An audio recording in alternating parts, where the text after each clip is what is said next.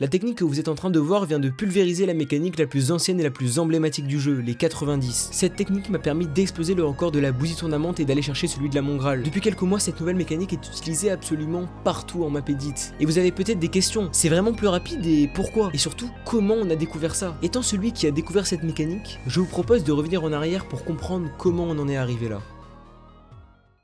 Nous sommes donc début janvier 2026, et faut savoir qu'à ce moment-là, Traki avait annoncé qu'il prévoyait de remettre du cash sur la bousie pour fin janvier. Par conséquent, je commence à me dire que si je veux assurer la première place, il va falloir que je step up considérablement. Parce que certes, à ce moment-là, j'ai le record de la map avec mon 34, mais à vrai dire, Chloé et Staz ont tous les deux les capacités de le battre et de faire 35. Donc si je veux win avec certitude, il va falloir que je vise le 36. Alors naturellement, je commence à m'entraîner sur l'étape qui est mon plus gros point faible de la map, l'étape que je déteste le plus, les 90. Pour vous dire, à ce moment-là, quand je suis sur une bonne session, je peux régu 17.3 sur l'étape. Enfin, régu est un bien grand mot, j'ai un taux de réussite vraiment très faible, je fais quasiment à chaque fois parce que je joue trop risqué. Lui c'est Clo, le numéro 2 sur la bousie, il a un 7.33, soit 1 seconde de moins que mon record, mais le problème c'est que lui il a un vrai point fort sur l'étape des 90, il est régu 16.9 et son taux de réussite est bien plus élevé que le mien. Les 90 c'est l'étape qui lance une run, elle est longue, difficile et très punitive, c'est un enfer. Mais...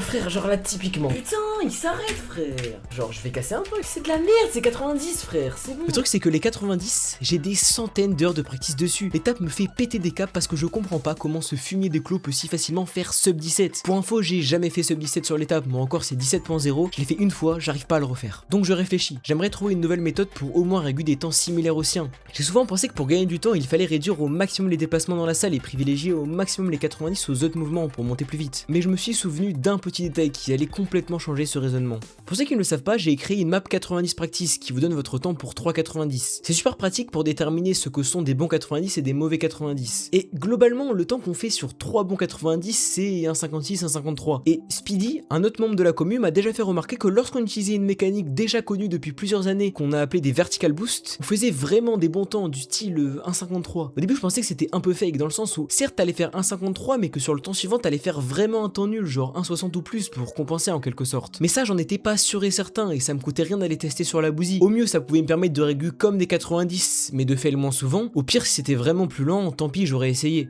Le premier truc que j'ai testé, c'est de vertical boost jusqu'au mur d'en face, puis de faire quelques 90 jusqu'à arriver dans une position où je suis retourné et où j'ai pas de se fatiguer, puis refaire des vertical boost jusqu'au mur de départ et continuer avec des 90 et finir l'étape comme d'habitude. Sur mon premier essai, je fais 17.2, soit 0.1 de moins que mon average avec 90. C'est vraiment prometteur, mais je me dis que je devrais réessayer quelques fois car c'est peut-être juste un coup de chance. Alors je reteste et je refais 17.2, puis 17.1. J'ai vraiment trouvé un truc là. Et puis naturellement, je me dis que si les vertical boosts sont effectivement plus rapides que des 90, ça veut dire que si je remplace les 90 qu'il me reste par des vertical boosts, je peux encore améliorer ce temps et peut-être même régu sub 17 comme Clo. Je dois donc trouver un autre chemin dans la salle qui maximise le nombre de vertical boosts et qui nécessite le moins de 90 possible. Le chemin était vraiment simple à trouver et il diminue mon nombre de 90 à 5. Maintenant il me reste plus qu'à finir un split avec ce chemin sans fail. C'était vraiment pas simple, mais j'ai fini par réussir.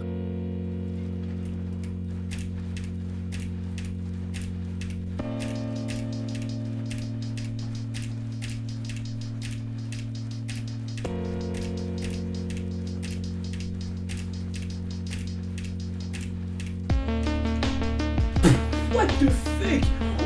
16.8, c'est une putain de dinguerie, je tiens vraiment un truc de fou là. Comment personne n'a pensé à faire ça avant, sérieux? Mais je m'arrête pas là, c'est que mon premier essai réussi, ce qui veut dire qu'on pourrait probablement encore faire mieux. Et bam, 16.7, j'égalise le world record de Clo. À ce moment-là, je suis vraiment content de ce que j'ai réussi à trouver. Et maintenant, j'ai envie de tenter une run complète avec la nouvelle tech pour voir ce que ça donne. Alors je lance des runs et puis au bout d'un moment, j'arrive sur ce run.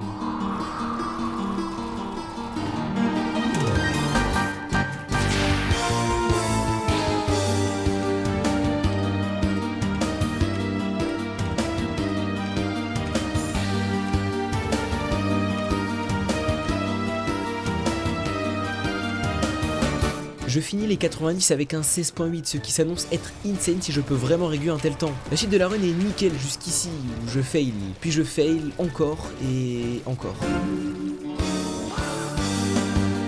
La run se termine sur un 7.30 à 4 secondes de mon WR, mais c'est la première run de l'histoire 190, ou en tout cas le premier 7.30 190. Bref, je repars practice et je réussis à descendre le temps à 16.6, mais là honnêtement je pense avoir atteint la limite, j'arrive plus du tout à l'améliorer. Au bout d'un moment je me dis que ce truc bizarre que je fais dans les coins de la salle avec un 90 et un vertical, visuellement ça a l'air quand même super fast. Genre, j'ai l'impression qu'on peut faire un double jump quasiment instantanément. Je me demande donc si en faisant ça sur toute la montée, je pourrais faire mieux que 16.6. Je trouve donc un nouveau chemin assez rapidement aussi. Le problème, c'est que c'est super méga difficile à faire. Littéralement, j'arrive pas à terminer une seule fois l'étape sans fail avec cette méthode. Je commence à me dire que pour que j'implémente en run, ça a vraiment intérêt à être plus rapide que mon 16.6. Alors je persévère et ça finit par passer.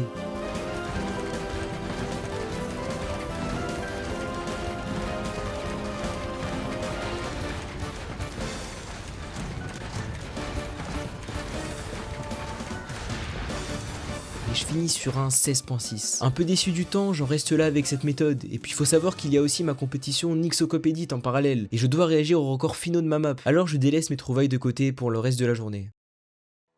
Le lendemain, je repars, et cette fois-ci, je me dis que je vais directement aller essayer la technique de vertical boost sur la map 90 practice pour la perfectionner. Le truc, c'est que ma map 90 practice, elle a été conçue pour les 90, et donc pour tourner en rond. Donc je vais être obligé de faire la technique super dure avec un 90 et un vertical boost. Mais vu que le temps est à peu près similaire, c'est pas très grave, je vais juste galérer de fou pour rentrer un temps, mais vas-y. Alors c'est très dur, et je finis pas une seule run. Mais sur mes tentatives, je remarque que je bats tous mes anciens temps avec 90 normaux. Ce qui confirme ce qu'on avait vu sur la bousille, c'est bel et bien plus rapide. Et puis je termine enfin une run en 23.78, battant l'ancien record avec 90 de Snaz et Claude de 0.7 secondes. Puis je le rebats avec un 23.6, ce qui correspondrait selon les calculs de la map à mon 16.6 sur la bousille. Le problème c'est que je suis vraiment pas constant et je perds du temps bêtement. Des fois je fais 1.46 sur 3 cases et des fois je vais faire 1.56, qui est vraiment pas ouf. Et d'après la map, j'ai très souvent des paces qui peuvent 23 points ou 23.2. Et ça c'est très révélateur. Ça voudrait dire qu'un 16.4 ou même un 16.3 sur la bousille est probablement possible avec cette technique. Et donc je m'étais trompé. Cette technique n'est pas similaire à celle avec les vertical boost, elle est très probablement plus rapide. Alors je repars sur la bousille, le split est plus court que sur la map 90 practice, ce qui devrait être plus simple à caler. J'ai juste à refaire comme sur la 90 practice avec mes paces 23.1 et logiquement ça devrait me donner un 16.4.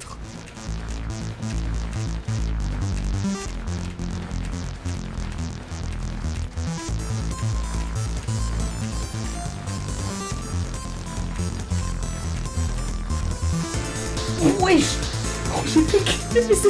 C'est juste insane. Mais le lendemain, j'améliore encore ce temps avec un 16.2. On est arrivé à un point où je gagne plus d'une seconde sur mon ancien average de 17.3. Mais qu'est-ce qui fait concrètement que cette technique-là est vraiment plus rapide que des 90 classiques? Pour faire simple, quand on fait des 90 classiques, au moment du deuxième saut, il y a un très gros souci. C'est que pour pouvoir faire le deuxième 90, on est forcé de marcher un tout petit peu avant de faire le deuxième saut, sans quoi la vitesse qu'on a accumulée dans la direction du 90 précédent serait conservée et ferait un effet de bunny dans la mauvaise direction, ce qui ralentirait énormément notre vitesse. C'est pourquoi on doit attendre une fraction de seconde en marchant dans la direction du prochain 90 avant de sauter. Et c'est justement ce souci que corrige la version que j'ai découverte. Avec ma version, on peut ressauter instantanément sans risque de casser notre vitesse vu qu'on reste dans la même direction que le 90 précédent. Et c'est ce détail, ce petit gain de temps qui, cumulé sur toute l'étape des 90, permet de gagner quasiment une seconde sur la bousille. Alors j'ai voulu retenter une run complète avec cette nouvelle technique. Et en une petite soirée, j'ai calé ce run.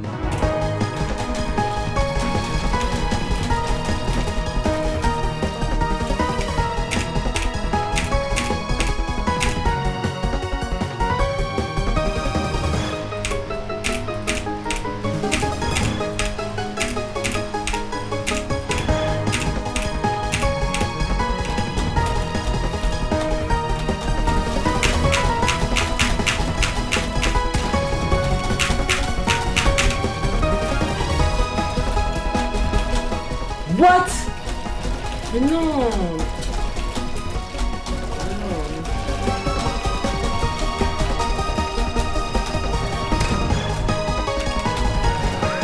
Oh sa mère gros, j'ai fait 35.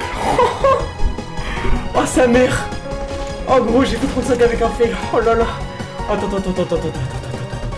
J'ai battu mon ancien record du monde d'une seconde et en plus avec un fail. Ce qui veut dire que je peux maintenant 7.36, ce qui était mon objectif à la base. À ce moment-là, je tenais une technique qui m'assurait littéralement la victoire si Tracky remettait du cash sur la bousille. Et c'est pour cette raison que j'ai décidé de la garder secrète pendant longtemps. Mais vu que Tracky mettait vraiment du temps à se décider de la sortir, j'ai décidé de la révéler sur mon 7.37 pour choquer la commu. Et oui, j'ai par la même occasion trouvé une nouvelle technique pour atteindre un tel temps et je compte en parler dans une prochaine vidéo. Depuis, j'ai réussi à descendre à 15.9 au 90 de la bousille et j'ai 22.6 sur ma map 90. 90 practice. Ma technique de 90 est désormais utilisée sur toutes les maps qui ont une étape de 90 comme la Mongrel et la Slappy. Cependant, sur certaines maps qui ont très peu de 90, c'est difficile de trouver un chemin qui fonctionne avec ma technique. Je pense par exemple à la Z-Vince où le speed des 90 dure à peine 5 secondes. Sur ce genre de map, il faudra, comme on l'a vu, privilégier au maximum les vertical boosts sur les 90 classiques lorsqu'on ne peut pas faire ma technique. Pour ceux qui demandaient, oui, ma technique est plus rapide que des 90 sprint. À vrai dire, des 90 classiques bien optis étaient déjà bien plus fast, donc ouais. Vous imaginez qu'on a quand même tourné sur nous-mêmes depuis le début du jeu en étant persuadé que c'était la technique la plus rapide. Tout ça pour se rendre compte 8 ans plus tard que c'est tout simplement pas optimal.